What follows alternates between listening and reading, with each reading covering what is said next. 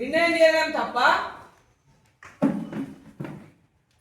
దేని వీళ్ళు తప్పు పడుతున్నారు.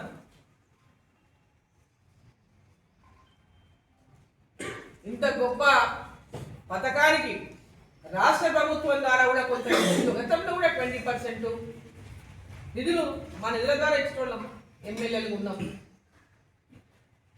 ఇప్పుడు కూడా ఎమ్మెల్యేలు ఇవ్వచ్చు, ఎంపీలు ఇవ్వచ్చు, నిధులకు జోడించి బ్రహ్మాండంగా గ్రామాల్లో డెవలప్మెంట్ చేయొచ్చు.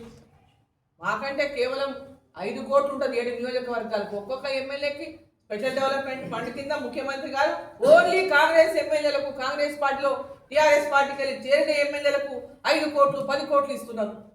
మళ్ళీ అదే బీఆర్ఎస్కి వెళ్ళి కాంగ్రెస్లో పోయిన వాళ్ళకు కూడా నిధులు ఇచ్చిండ్రు. కాంగ్రెస్ పార్టీలో ఉన్న వాళ్ళకి మాత్రమే ఇస్తున్నారు.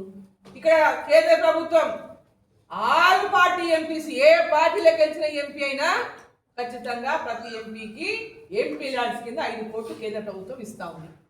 మరి ఇక్కడ ముఖ్యమంత్రి ఎందుకు ఇస్తలేడు అట్లా? ముఖ్యమంత్రి గారు కూడా అందరు ఎమ్మెల్యేలకు సమానంగా నిధులు ఎందుకు ఇస్తలేరు?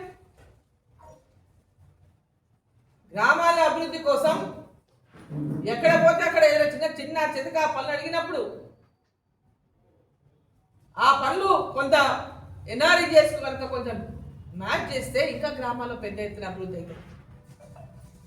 40% నిధులు కేంద్ర ప్రభుత్వం, 60% నిధులు కేంద్ర ప్రభుత్వానికి, 40% నిధులు రాష్ట్ర ప్రభుత్వాన్ని జోడించాలంటే మీకు ఉన్నటువంటి అభ్యంతరం ఏంటి? నిధులేమి తక్కువ కాలే, కేంద్రం నుంచి ఇంకా 300 కోట్లకు పైగానే ఎక్కువ వచ్చినాయి మనకి.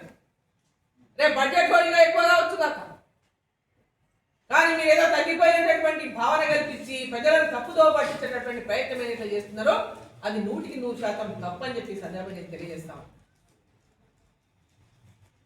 మీరు 40% నుంచి గ్రామాల్లో పర్యవేక్షణ చేయండి.